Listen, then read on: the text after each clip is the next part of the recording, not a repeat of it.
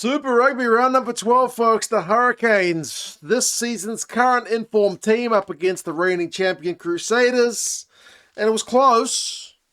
7-pointer, losing bonus point for the Crusaders, but the Hurricanes get it done. The stats say they're the better team, but there were still a few chinks in the armor this week. But yeah, kind of real tit-for-tat game where the Hurricanes were constantly keeping the Crusaders at arm's length, but the Crusaders, they kept fighting right till the death. We'll go through some of the key events and stats, and you guys can let us know your thoughts. My thoughts, a lot of kicking in the first half. A lot more than usual for a Super Rugby match. A lot less in the second. And like there were a couple, I don't usually talk about the ref, but I mean, there was one try that I thought they TMO'd. James Dolman just dismissed the TMO. He didn't sound very happy with the TMO. I agree with the TMO. I thought there was enough of a forward pass to be one chalked off. And then there was one the Crusaders scored that I thought was worthy of a TMO that they just rushed through. Maybe they had different camera angles from us. But it's no difference if it was kind of one each way anyway, I suppose. The Crusaders did open the scoring after, as I said, a kind of kick-heavy tentative start. 14 phases the Crusaders went. Offloads and some direct carries. And Lester Fainganuku, the flanker, he powered over for the first, so 7-0 to the Crusaders. Although you could feel the Hurricanes building into the game from there. They had, by the 20th minute, been really exerting quite a fair bit of pressure. When they got a penalty, Roigard took a quick tap. They went through some phases, and the other 7, the opposition 7, Duplessis Karefi, he burrowed over from close range. So a try to each of the flanks, and it's 7 points apiece. I think that's the only time the Crusaders were in the lead, was that early period. Otherwise, it was largely, as I said, the Hurricanes in front. They got a penalty to put them 10-7 up, and then Karefi got one. He got pinged for kind of rolling into the ball at the breakdown when he was just trying to roll out of the ruck.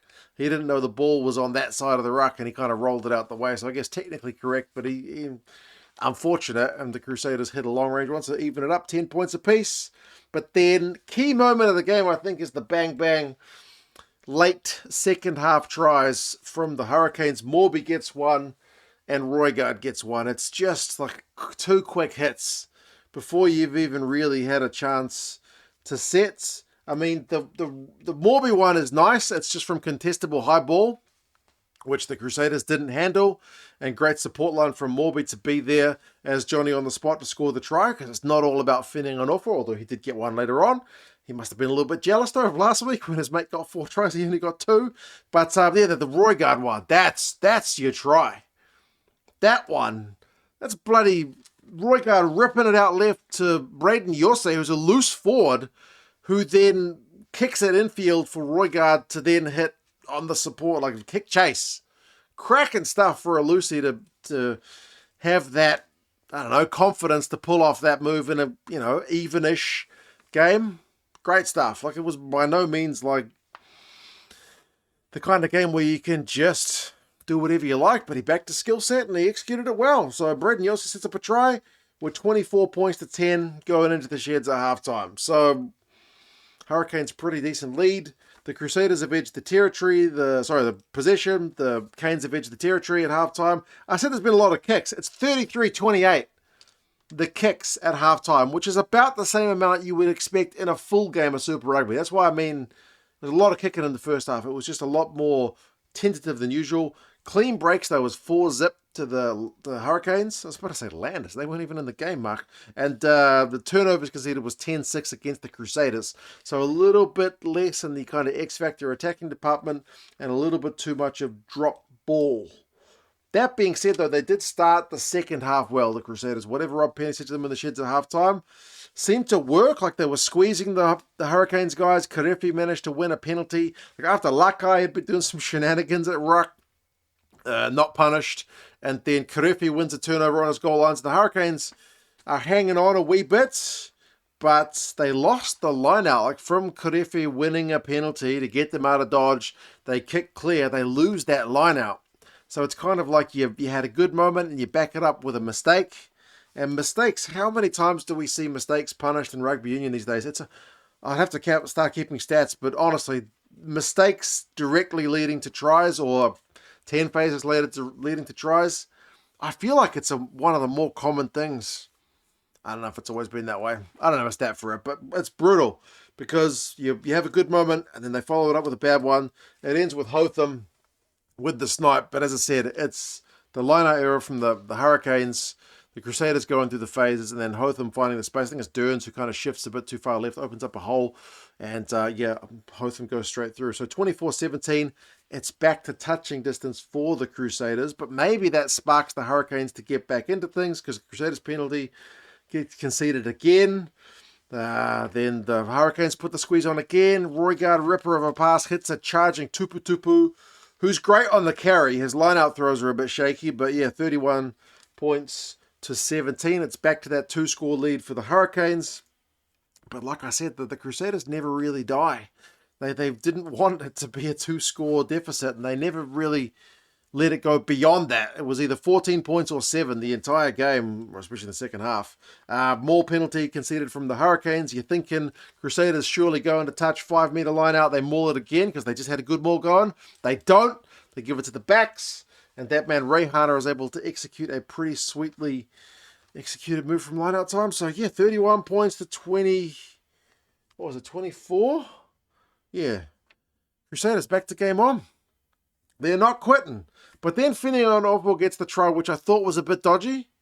Like, he kind of does it out of nowhere. He busts a tackle, Wokalea-Were, and then he passes it back to Finney-Onopo. But the pass from Wokalea-Were, for my look forward, the TMO calls him on the horn. And remember, they're not supposed to call in the TMO these days unless they are bloody sure or it's like egregious foul play for Super Rugby.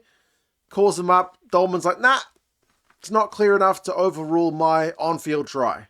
And with Timo, what did he say? He was like, yeah, okay. Like, it was resignation in his voice. The ref's got the final say, and he overrules it, so Finney-Onopo gets the try. It was scrappy line-out play from the Hurricanes that started it, but as I said, that one moment X-factor to bust the tackle, get the initial break. Finished off 38-24. But then the Crusaders still not been done. McNichol intercept, Springer in space, kick it through. Geordie Barrett has to kind of take the ball 5 minutes up from his own line. He gets pushed back over. He was trying to say that he was kind of dived on, but I think they gave him enough time. But yeah, from that 5-meter attacking scrum play, the Crusaders must score. And they do score. Dom Gardner is the man who finishes it off after a few phases from close range. Kind of looked like he might have grounded it short and then bumped it forward. We didn't get a TMO with multiple angles to have a look. Not that I'm like, I want to see extra TMO angles having a look at stuff. Like when my son was watching the game with me and they started TMOing the Hurricanes try, he buggered off because he was like, I'm not sitting around for this. He knows he's got like 5 minutes to see what else is going on with his sister and whatnot. But yeah, they didn't even bother looking at that one. That one could have looked another. Maybe the TMO had another angle and was like, no, it's all good. But it would have been nice. Would have been nice to know. Crusaders are left with like 2 minutes to chase the game. Springer did have one last line break, but they couldn't find the support. It's kind of a half chance missed. But yeah, losing bonus point for them. Certainly no shame in going to Wellington against this Hurricanes team and getting beaten by only 7. My Blues didn't get anywhere close to that. We could kill for a losing bonus point. Line breaks is 8-5 for the Canes, so they dominated that area. They also dominated the territory. And the turnovers was pretty tight, 7-6 to the Crusaders. Lester Fainga'anuku had 2 of those, so only furthering his case for being a loose forward. The line-out is the one that was a bit scrappy for the Hurricanes. Why do I keep wanting to say Highlanders? I'm obsessed with the bloody Highlanders. Yeah, 77% for them is a bit low. They've been the ones usually disrupting others' line-out. The Crusaders were at 94. Defenders beaten 26-20 in favour of the Hurricanes. Finney-Onopo had 4 of them. Kicks from hand is 40-40. So a ton less than in the first half, but for a game overall, it was a heap more than we usually see in Super Rugby. Roygaard a try and an assist. Karefi 16 tackles. Pretty entertaining game. I think the Hurricanes will be happy that they didn't cough up as much ball as last week, but they would have liked to win by a bit more.